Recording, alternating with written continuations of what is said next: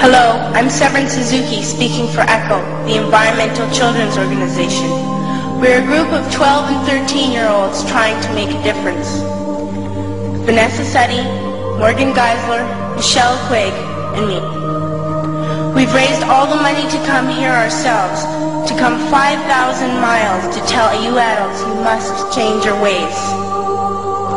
Coming up here today, I have no hidden agenda.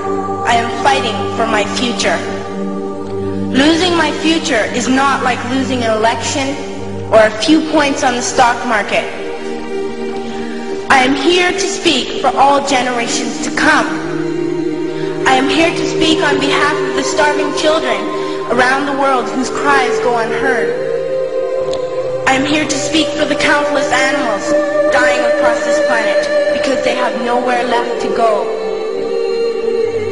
I am afraid to go out in the sun now because of the holes in our ozone. I am afraid to breathe the air because I don't know what chemicals are in it. I used to go fishing in Vancouver, my home, with my dad, until just a few years ago we found the fish full of cancers. And now we hear of animals and plants going extinct, every day vanishing forever. In my life, I have dreamt of seeing the great herds of wild animals, jungles and rainforests full of birds and butterflies. But now I wonder if they will even exist for my children to see. Did you have to worry of these things when you were my age? All this is happening before our eyes, and yet we act as if we have all the time we want and all the solutions. I'm only a child and I don't have all the solutions. But I want you to realize, neither do you. You don't know how to fix the holes in our ozone layer. You don't know how to bring the salmon back up a dead stream. You don't know how to bring back an animal now extinct. And you can't bring back the forest that once grew where there is now a desert. If you don't know how to fix it, please stop breaking it. Here, you may be delegates of your governments, business people, organizers, reporters, or politicians, but really, your mothers and fathers, sisters and brothers, aunts and uncles, and all of you are someone's child. I'm only a child, yet I know we are all part of a family, 5 billion strong, in fact 30 million species strong. And borders and governments will never change that. I'm only a child, yet I know we are all in this together and should act as one single world towards one single goal. In my anger, I am not blind, and in my fear, I am not afraid of telling the world how I feel. In my country, we make so much waste. We buy and throw away, and yet northern countries will not share with the needy. Even when we have more than enough, we are afraid to share. We are afraid to let go of some of our wealth. In Canada, we live the privileged life, with plenty of food, water, and shelter.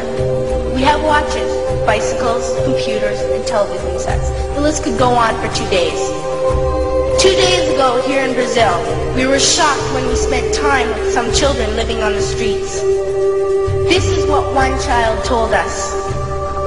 I wish I was rich.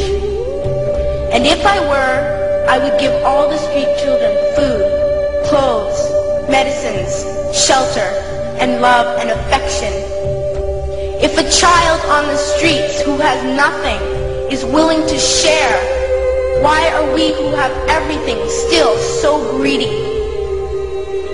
I can't stop thinking that these are children my own age, that it makes a tremendous difference where you are born. That I could be one of those children living in the favelas of Rio. I could be a child starving in Somalia, or a victim of war in the Middle East, or a beggar in India. I am only a child, yet I know if all the money spent on war was spent on finding environmental answers, ending poverty, and finding treaties, what a wonderful place this earth would be.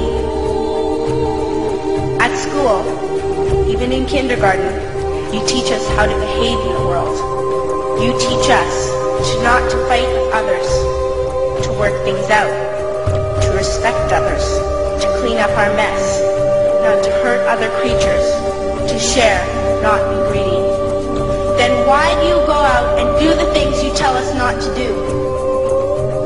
Do not forget why you are attending these conferences, who you're doing this for.